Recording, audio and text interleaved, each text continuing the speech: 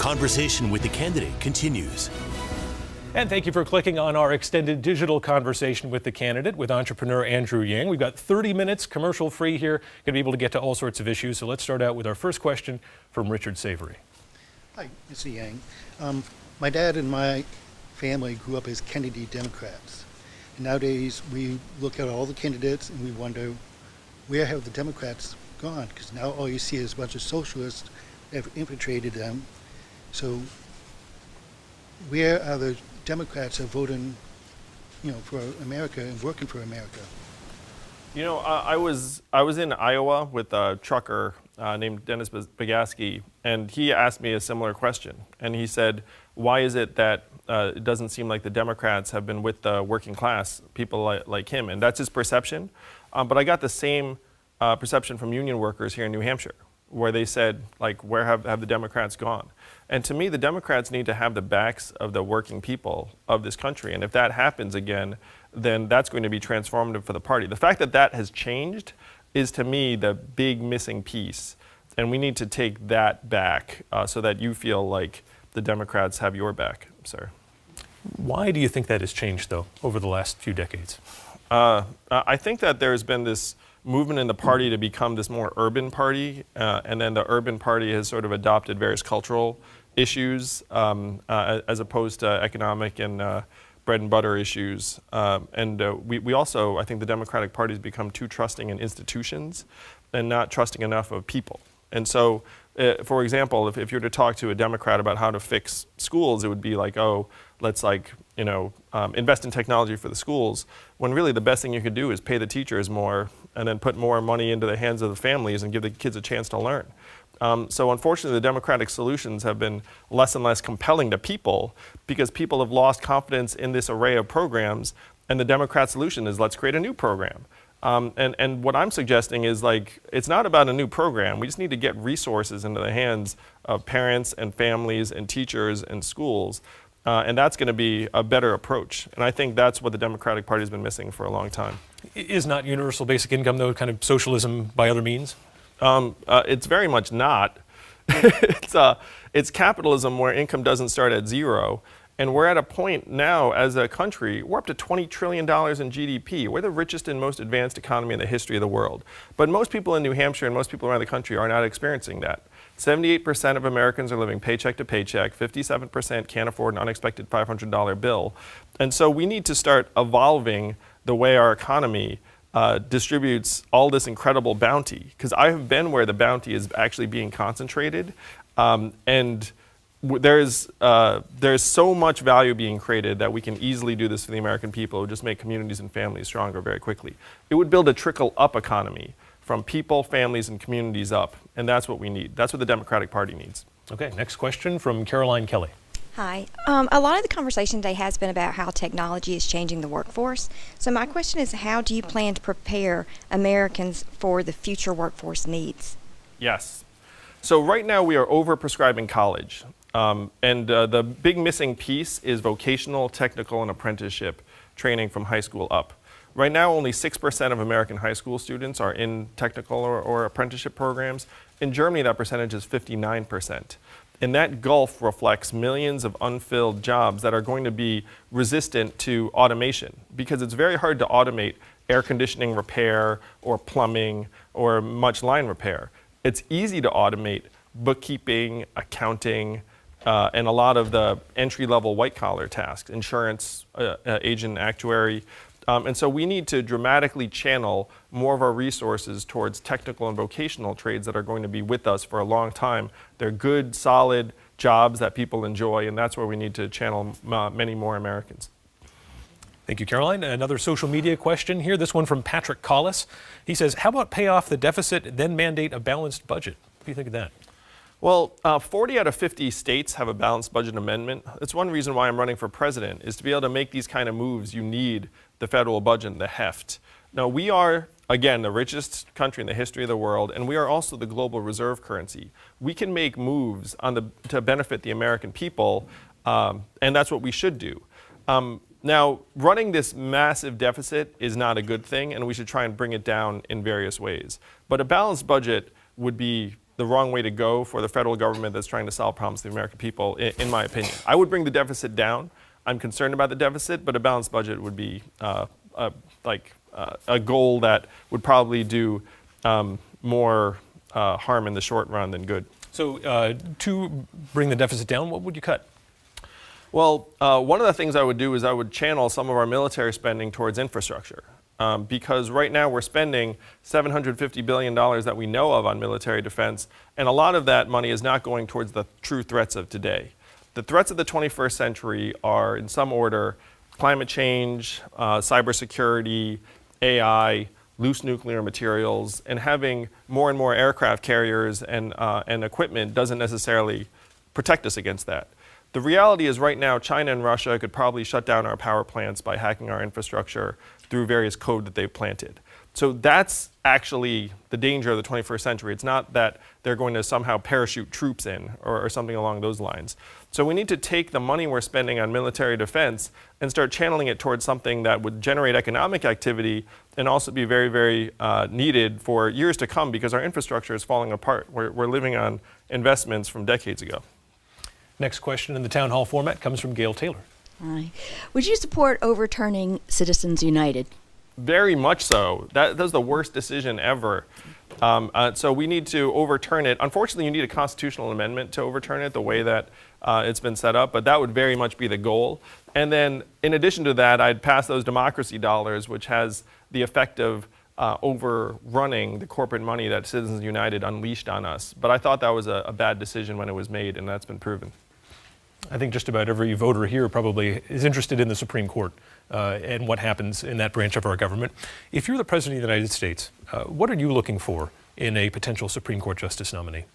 Well, I will say I think that Democrats generally like to play fair and have respect for process. And what the Republicans did by sandbagging Merrick Garland in the last year of Obama's presidency, to me, was unprecedented. Like, there's nothing in the Constitution that says in the last year of our presidency you can't appoint a Supreme Court justice, and that ended up tipping the balance of the court in a very, very real way.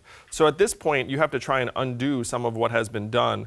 I'd be looking for a justice that has views that align with the Democratic Party in terms of moving society forward, and I think, unfortunately, that some of the justices that have been appointed recently are going to pull us the other way in terms of reproductive rights and other things. So you think it's time to take a more nakedly political approach then? You want to know what your justice believes before you put them up? I went to law school. I took constitutional law. I understand the legal backdrop of the Supreme Court. But I would appoint a justice that is aligned with the values of the people that voted me into office. And one last question on that front. Sorry to take some time for you guys. But the idea that so many of the members of the Supreme Court are from the same academic institutions and the same background. Is it time to find justices with a more varied experience or education? And again, I want to affirm that literally they're picking justices based upon their youth so they'd stick around for more years. The whole thing is so perverse. So we need to move to 18-year terms, and then every president would have 2 appointments if you had 9 justices, and that's like a steady system that we can all rely on. So in terms of institutions, sure, I think relying upon academic pedigree at this point, like if you look at our history, some of the best justices did not go to the same schools as we're pulling from right now. Okay, next question, Susan Ingram Kelly. Yes. Hello. In this time of what appears to be extremism in both parties, what would you suggest can be done to bring a spirit of compromise and civility back to the political process? So one of the things I've been saying to the American people is that we've been distracted by a lot of things, and we need to focus on solutions and ways that we can actually improve people's lives. That's one reason why the freedom dividend, giving everyone $1,000 a month, is the centerpiece of my plan, because that's very bipartisan. It's not left or right, it's forward. Everyone from Martin Luther King to Milton Friedman to Richard Nixon was for it. So then after we do this, then the big hope is that we can reverse the mindset of scarcity that has overtaken our communities. One reason we're so polarized is that Americans are not doing well. If you can't pay your bills, it's much easier to become negative about other types of people. So if we get the economic boot off of people's throats and reverse this mindset of scarcity, which has overtaken our country, and replace it with a mindset of abundance and optimism and generosity, then hopefully we can bring the American people together around policies that we can all agree on. Thank you, Susan. And I'm curious too, what do you do when you get that blast of negativity on social media? So you tweet something about policy, and then whether it's bots or real people coming at you, how do you deal with that wave of negativity? Well, in my case, any negativity is a good thing, just because it means that people are digging into the proposals that I have for the economy and the American people. I'm the sort, I don't know if you can tell, but I'm not the sort that expects everyone to agree with me. You know, like if people come to me with quality arguments and facts, I'm very, very open to considering them. Now, if they're just spouting things that are not factual, and it just seems like, you know, hostility for the sake of hostility, then it's very easy just to put aside and ignore anyway. I'm going to do another. But I will say, I have to say, like, I'm not getting much hostility at all. Like, the love outweighs the hostility is something like 100 to 1. If you go in my social media following, you'll see what I mean. But again, we've raised $500,000 from everyday Americans in the last, 2 weeks. So there's a lot of enthusiasm for this vision of the economy. And the negativity, frankly, I haven't seen much of it. We're going to do another social media question here. And I've been on Fox 4 times. 5. I can't even keep track. Kat McAfee asks, should the government require the NCAA to pay athletes? 100% yes. Oh my gosh. If you go to my website, yang2020.com, you'll see I have 76 policies, like ban robocalling, get a psychologist in the White House, forgive student loans, and pay NCAA athletes, because it is wrong to exploit young people that are making millions of dollars for an institution. Meanwhile, you're paying the athletic director and the coach hundreds of thousands of dollars and millions of dollars. What kind of message is that for our young people? That it's okay for us to exploit young people for their gifts that are taking risks with their bodies? So NCAA should 100% pay revenue-generating athletes. At a minimum, they should be able to sign memorabilia and get their fair share of merchandise and their likeness and everything else. So the revenue-generating athletes, not necessarily if I'm on the club soccer team or something like that. Were you on the club soccer team? I'm just wondering. Yeah, it'd be revenue-generating athletes because if you're playing in like a giant sold-out arena and then people are paying lots of money and then the school's making tons of money, it doesn't make sense for the students just to be like scraping by. And that would be on top of the UBI as well. Yeah, it would, because if you're getting this universal basic income, and if you have children, it's like, why is school so expensive now? Like why are you looking up being like, how the heck did that happen? So I'm going to try and bring those costs down by tying the cost ratio to federal loan access, but also putting $1,000 a month into your hands and the hands of your children will make a huge difference for paying for school. So if someone shows up to college, they'd be getting this universal basic income. Most of that would be going to tuition, but certainly if they're a revenue-generating athlete, they should be getting compensated. Okay, let's migrate back to the middle here. We somehow ended up in the corner. I'm cornering Adam. Let's go to Clara Monier for a question. Yes. I'll move closer to you. Okay. Good morning, Mr. Wang. Thank you for bringing your interesting proposals to us here in New Hampshire. I am interested in what your proposals are for the Social Security system. It has been predicted to be minus 25% in 2035, and if some changes are made now, maybe the crisis could be averted, and listening to your ideas would be very interesting. Yes. So Social Security is scheduled to go bankrupt in a number of years, but the truth is Social Security's bankruptcy is essentially an accounting fiction. It's because the way they set it up is that you put money aside and then you get back your money. But the truth is the money you've been putting in has been going to other things and then new money is going to come in. And the way Social Security gets financed through your work, if you were a mother and didn't build up a work history, then your Social Security benefits are lower. And so that's like part of the way the system is set up. So I would dramatically strengthen and revamp the Social Security system. You would have no fear of it going bankrupt ever again, because we have to decide what kind of country we're going to be. We all know millions of Americans don't have adequate retirement savings, and we are now heading into an era where we're going to see elderly Americans working at convenience stores until the day they die and dying on the streets, or we're going to get our acts together and say we're a moral country, and if you are a citizen of this country and you're past a certain age, you should be getting enough so you can live in a dignified and quality retirement.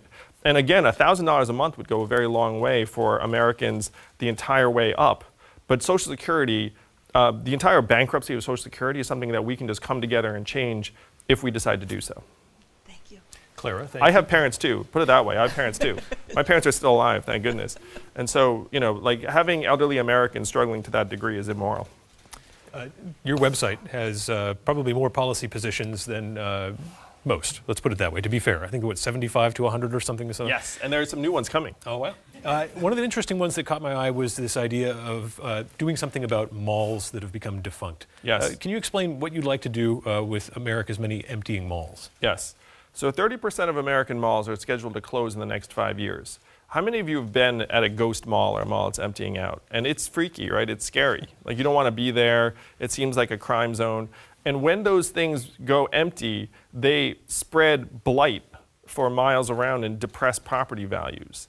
So as these malls close, it behooves us to try and find a creative use for them if we can.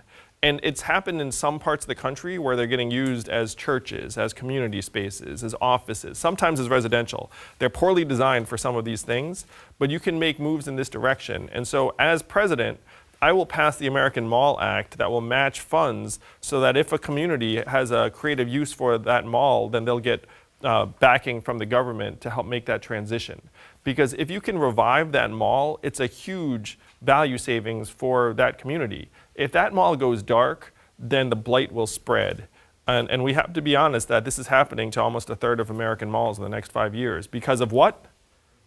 Amazon, that's right. The cardboard box industry is doing very well, though. You say you want to bring down overdose and numbers and opioid addiction Yes. by 20%. Over a very short time period, just 4 years. Yep. How do you achieve that goal when we know that addiction is so tough to beat? So there's an American idea that you can't treat drugs with drugs, and it turns out that at least in some countries, they have been providing non-addictive drug substitutes for opiates, and it has lowered overdoses and addiction rates. France, for example, lowered its heroin overdose rate by 79% over 4 years by making a non-addictive drug substitute freely available. So that's what we would do here in the US. Not just the entire Naxalone Narcan suite of overdose prevention, but actual substitutes to help people manage the addiction.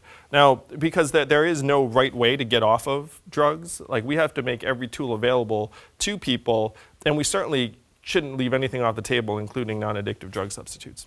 And one other thing that's on the website, and you mentioned that in here, is you want to have a psychologist in the White House. What role does this person play? Obviously, there's a pretty clear one medically, but in terms of how the president would make decisions. Well, so my president's a psychology professor, and I'm sorry, my brother is a psychology professor. My president is very much not. My president's sort of the opposite, unfortunately. So my older brother's a psychology professor at NYU, and we know that people in government are under a lot of stress, making very important decisions, and mental health is going to be sort of the last thing on people's minds. So if you get a mental health resource into the White House, one, it destigmatizes mental health issues around the country because we all have struggles, we'd all benefit from having some sorts of resources. But two, in real terms, the chief of staff with a mental health resource, if they notice someone is stressed out and struggling, they can say, hey, you should probably see that person. And then the person will be like, I don't need to see that person. And it'll be like, well, turns out, like, we all have to see that person periodically. And so then if the psychologist then says, like, look, this particular person is struggling in a particular way, then you can start trying to make moves. Because one of the things that you can't have is you can't have this sort of Superman, Superwoman culture where like everyone like pretends to be superhuman, and then you wind up with real problems and mistakes being made and decisions being made that shouldn't have been made. And certainly we see the president these days aging in office quite a bit, from George W. Bush to President Obama. And although President Trump has done a pretty good job of upkeep, I guess. That's because his hair's not real. No. Let's talk about gun violence. What are your plans to reduce gun violence in this country? I mean, it's a complicated problem. So I think that guns should be treated similarly to automobiles, that we have testing and licensing for automobiles because they can kill people. Firearms can also kill people, so we should take their ownership very, very seriously. That said, there are 300 million firearms in this country owned by citizens, and there's no realistic way that you can reduce that number dramatically in a short period of time. So a lot of the investment that we should make is around things like mental health resources and things to keep people stronger, particularly in the school environment. Because many schools, there's a troubled boy, and everyone kind of knows the boy is troubled, but then no one wants to raise the alarm about it. So again, my brother's a psychologist, and he knows that if you have adequate resources, then you can hopefully preempt some of these situations before they become dangerous. So what do you do, though, if you're working around the Second Amendment? And this is getting down to a lower level than perhaps the president is responsible for, but what do you do about that troubled boy? Well, the hope is that if people feel comfortable that there's a resource there and that we listen to our children in that case, where the children says, hey, it seems like that boy is struggling, first we need to create a culture that acknowledges struggle. It can't be that if someone says, like, look, you're struggling, that's somehow stigmatized and marks you in a negative way. And then second, that you have real resources at work to try and intervene and improve and support that young person, generally a young boy, because we know that young boys are much more likely to inflict gun violence on their peers than others. Let's jump back into the tech conversation. What do you think about net neutrality, and why should that issue matter to people who don't know what it is? Yes. So the simplest way to think about net neutrality is, should big companies pay to have better internet access than others? If you think that's a bad idea, then you're for net neutrality. I'm for net neutrality. I think big companies have enough advantages without paying for faster internet access for their stuff. So I'm pro net neutrality. It's the least we can do. Even with net neutrality, there are massive advantages for the biggest players. In terms of the regular person, though, why should they care about this issue? Well, for the regular person, the question is whether you want a level playing field online for vendors, for people that are trying to reach you, for content providers. And so naturally, if you were getting better speeds from certain providers, then you would start using them more, and it would consolidate more power in the hands of the largest companies. Another social media question coming in, this one from Andy. So this is a little pointed. He says, so I get $1,000 a month for busting my butt at work, and somebody else gets $1,000 a month for not working. Am I understanding this correctly? Well, if you're busting your butt at work, presumably they're paying you for that. So you're getting $1,000 a month for being a citizen of the richest, most advanced country in the history of the world, and whatever your employer is paying you. So the incentives are perfectly aligned because you keep every dollar. And then the person who's not working is getting $1,000 a month, but then they're looking at you coming home from work and saying, wow, like, you can do more, maybe I should get myself a job. So the biggest misconception about the freedom dividend is that it's somehow going to mitigate work. It's not. It's going to create tens of thousands of new jobs right here in New Hampshire and millions around the country. Because you know, if you were getting an extra $12,000 a year, how much of that's going to be spent right here in your community? Most of it. Like tutoring, food for your kids, car repairs you've been putting off, the occasional night out. It stays here in New Hampshire. Some of it goes up to Jeff Bezos and the gang, a little bit. You know, you'll do some Amazoning. But most of it stays right here. And that's going to be true for that gentleman's community as well. He's going to get the money from his job and the money from the dividend. We should point out that you already are conducting your experiment here in New Hampshire. You have a family in Goffstown who's receiving $1,000 a month, and the way you've done that is you're actually just paying them yourself to avoid any campaign finance issues. When you do that, are you keeping track of what they do, or are you just saying, here's the $1,000, it's yours, don't... I guess I'm trying to figure out if you're trying to figure out if they're successful with that money. It's very much the latter. I'm not even sure they've spent the first $2,000 that they've gotten. And if they don't, that's great. If they spend it on something that makes their lives better, also great. So it's the Fossey family in Goffstown, New Hampshire. And I'm doing the same thing for a family in Iowa. And here's what's inspirational is that a couple in Georgia was so inspired by my campaign that they're now giving $1,000 a month to a family in South Carolina that they've never met. Because they know that that's the right thing to do. We can improve Americans' lives very, very quickly. And so I'm not checking in on the Fosseys at all. Whatever they do is going to be great. Let's take on an issue that is a hot button one here in New Hampshire. I will say I kind of know where the money's going to go. It's going to go to Janelle's college tuition bills. I mean, truth. Like, you know, you've got a kid in college. We all know how crazy expensive that is. So that's where the money is going, I'm sure. Let's talk about an issue very important in New Hampshire right now, the legalization of marijuana. We see the rest of the New England states moving in this direction. New Hampshire is still in the thick of the debate. Where do you stand on legalization and also medical marijuana? I'm for the full legalization of marijuana and removing it from the federal controlled substance list. It's better for managing pain than, for example, opiates, less dangerous. We still need to regulate it. You know, you can have something be legal and regulated. But to me, it's clear that our administration of the criminalization of it has not been equitable, and we should just legalize it fully. Let's talk a little bit about environmental policy. We haven't gotten to too much yet in this hour. How would you plan to use all of your friends in tech, all of this AI, all of these great things that are happening, even automation? How do you apply that to the problem that we have of our persistent Superfund sites here in New Hampshire that are polluting drinking water, creating health problems? Yes, I wish there was a tech solution. There might be at the margins. But we definitely need to do much, much more to police Superfund sites and generally tie corporate incentives to our air and water. So right now the problem is that these companies are making a cost-benefit analysis, and they're saying, well, if it pays to pollute, then that's what I'm going to do.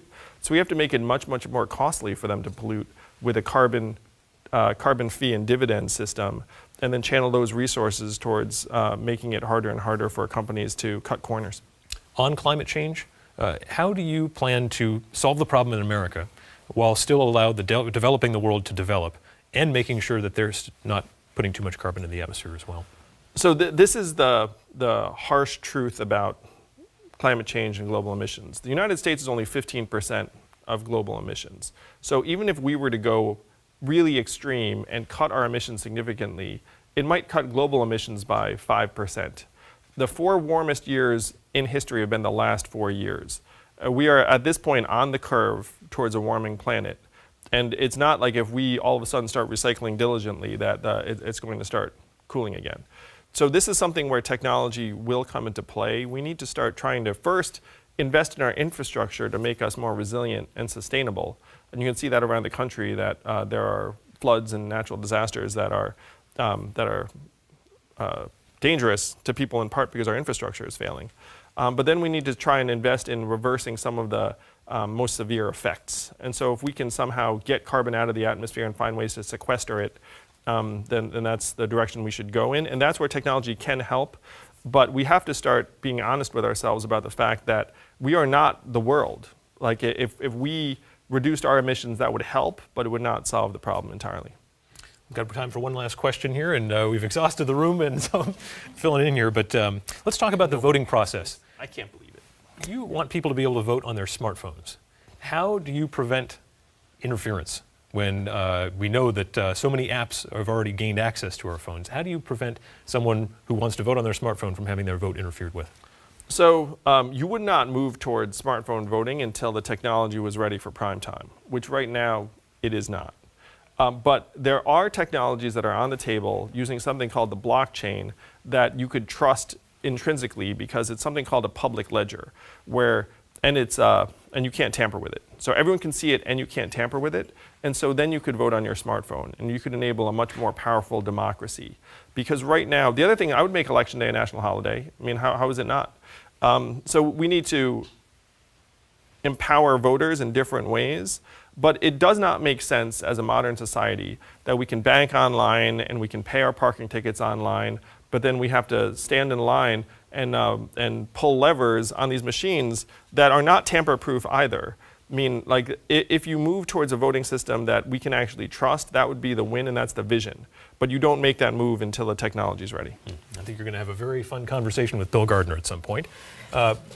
Before we go, you went to Phillips Exeter Academy here in New Hampshire. Yes, I did. What is your fondest memory of the Granite State, having spent a formative part of your youth here? I learned to ski as a junior in high school, and I'd never skied before.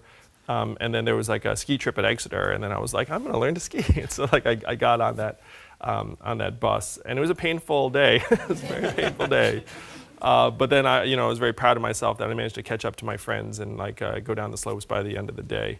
I just spoke at my old high school 2 weeks ago, and I have to say it was really heartwarming to be back. I still have friends here because many of my friends' parents still live here. Well, you took your bruising on the ski trail. Hopefully the campaign trail treats you a little bit more nicely. Yeah. Andrew Yang, thank you so much for participating in conversation with the candidate. Thank you so much to our wonderful studio audience and the town hall questions. We very much appreciate it. Of course, thank you to our audience for watching on WMUR.com and on our mobile app. Next week, John Delaney, the former Maryland congressman, will be our next guest on Conversation with the Candidate. But thank you for watching and have a great night. Thank you.